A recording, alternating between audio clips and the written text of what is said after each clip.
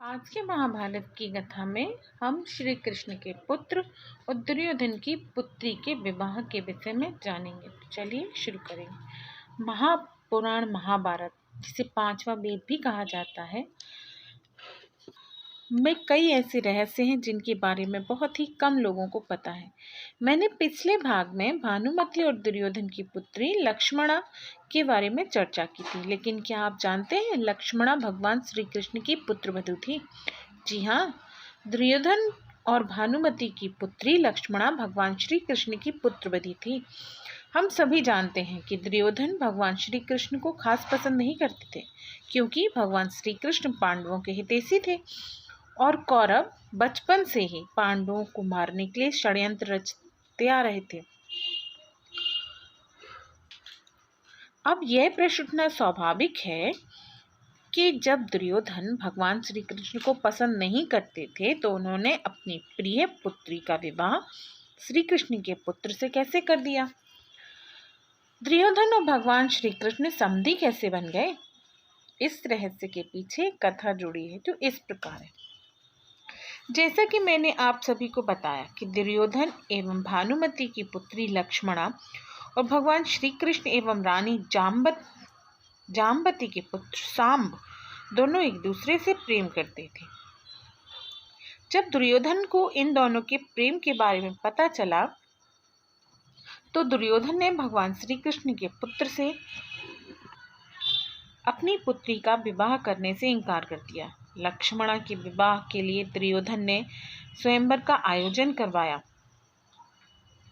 हस्तिनापुर की तरफ से स्वयंवर के लिए सभी राजाओं और राजकुमारों को निमंत्रण भेजा गया, लेकिन यादवों को नहीं भेजा गया।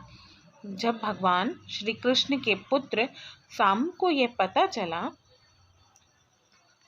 तो वह क्रोध में आकर अकेले ही लक्ष्मणा का हरण करने के उद्देश्य से हस्तिनापुर पहुंच गया। हस्तिनापुर पहुंचकर स्वयंवर से पहले ही सांब ने लक्ष्मणा का हरण कर लिया और उसे रथ पर बिठाकर द्वारिका लाने लगा।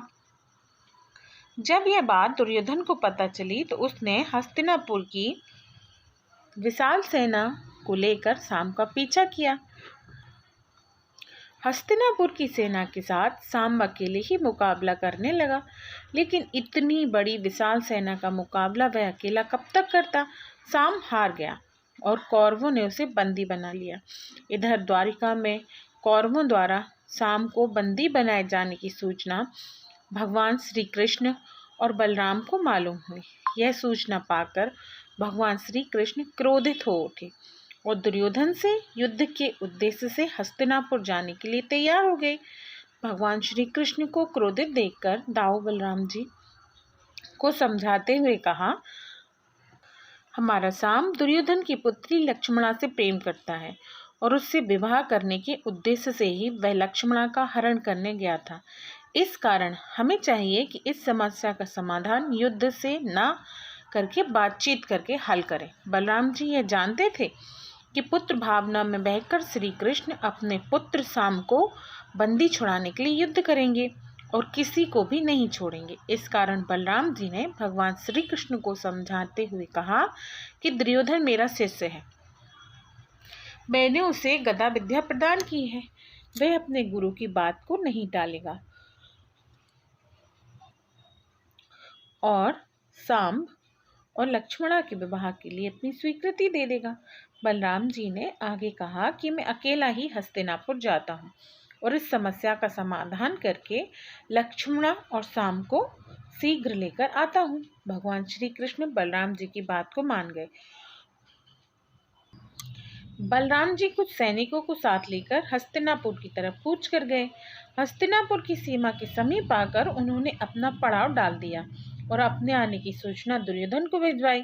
बलराम जी ने सोचा था कि दुर्योधन अपने गुरु के आने की सूचना पाकर स्वयं मेरे अतिथि सत्कार के लिए उपस्थित होगा।